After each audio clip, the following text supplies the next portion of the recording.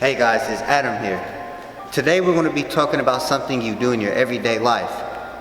Lifting an object. Your mom, your grandma, your grandpa could need you to lift something that may be way too heavy for them.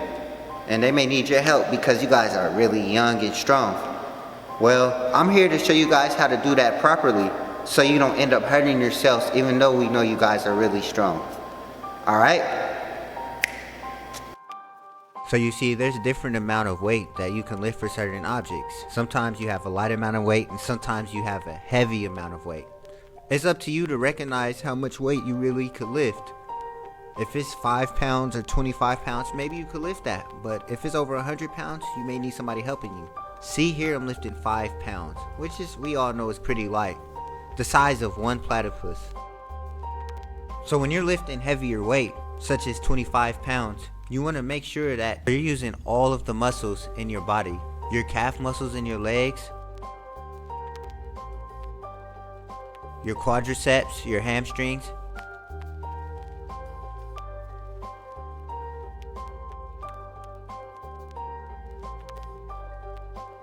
You also use your biceps and your triceps a little to help bring the box up.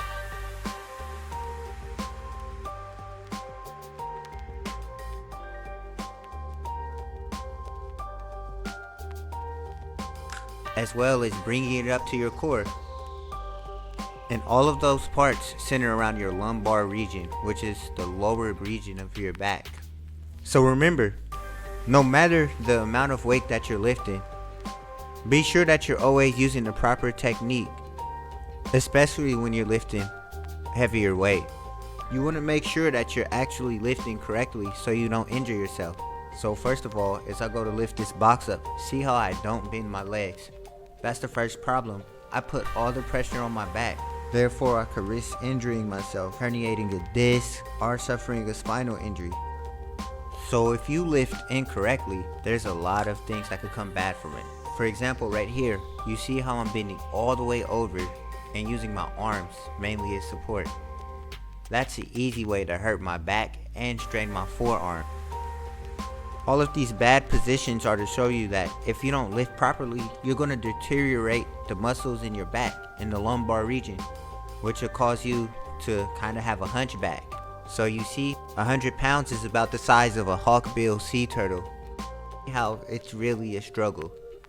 The main thing is to know your limits, and if you feel like it's too heavy, make sure you get somebody to help you. So even with the heaviest weight, 1,080,000 pounds, which is about the weight of 3 blue whales, I'm going to try my hardest to lift it, even with the perfect technique and everything. Right, this is just about as impossible as it gets. So even with the proper technique, it's just impossible. Even with all of the muscles, it's impossible. All you can do is just keep trying and trying, and it's still not going to happen. I mean, who realistically can lift up 3 blue whales? I just drew up my back, so I will see you guys in 3 weeks, minimum, okay?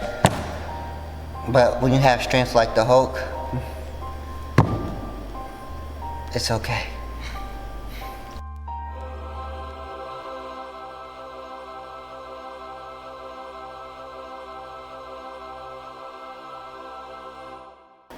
Hey guys, thanks for watching.